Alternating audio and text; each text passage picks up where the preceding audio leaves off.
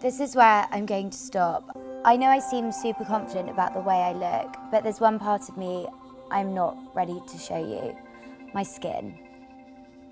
I get really upset whenever I talk about my spots because I've struggled so much with it, and I think probably because of what I do for a living, I think it's kind of put a magnifying glass on the problem.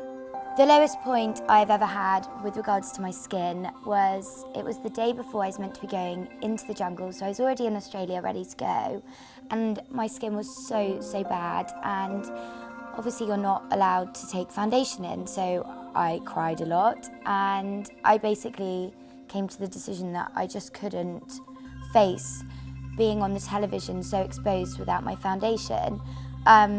And thankfully, because it's been a medical problem for so long, I was allowed foundation. But I can't believe that my spots almost prevented me from doing something that I've wanted to do for such a long time. I have read so many disgusting comments from trolls about my skin. Pizza face, enormous craters, no amount of foundation will ever cover up that girl's spots. It is disgusting, and when people pinpoint something that you have a real confidence issue with, it's the worst thing in the world. I've come to the Cadogan Clinic here in Chelsea to meet consultant dermatologist Dr Anjali Marto. She specialises in acne and scarring, and quite honestly, if she can't help me, then I'm not sure anybody can. Good to meet you, I'm Toff. I'm Anjali, come in. Fantastic, thank you. What's the normal process of combating skin problems?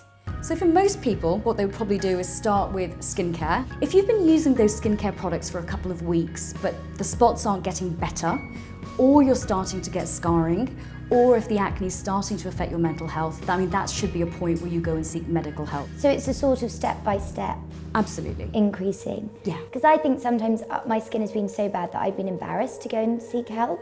And that's a really common problem that we hear. I think one of the main issues with acne is people seem to wrongly think that it's a cosmetic issue, and it's not. It is very much a medical problem. There's a recent study that showed that people that suffer with acne are much more likely to have depression. It's really interesting you say that, because I'm very jolly by nature, yeah. But I get very upset when my skin's bad. Yeah. You just dread leaving the house. Yeah, it makes people feel incredibly self-conscious, and there was actually a really interesting survey by the British Skin Foundation which showed that about 20% of people that suffer with acne have thought about suicide.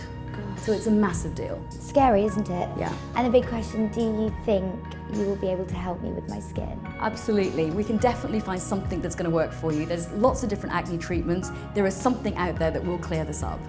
Does this mean I have to take off the foundation? I'm afraid so. Okay. Now, for the moment I've been dreading. Grab a seat here, so you're looking out. And if it's okay, what I want to do is just take some of your makeup off and have a look and see what's going on. Is that all right? Yeah. Okay, good. This is the first time I have ever shown any of my skin makeup-free on camera, but I know it's so important. Just turn your face ever so slightly this way, it's perfect.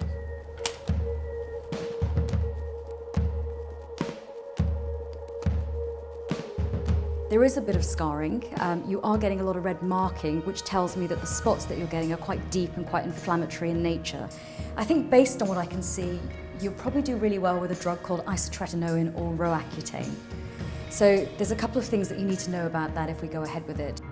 After running through the pros and cons, there's only one question left to ask. When can I start? Today? Okay, brilliant. Thank you so much. That's okay.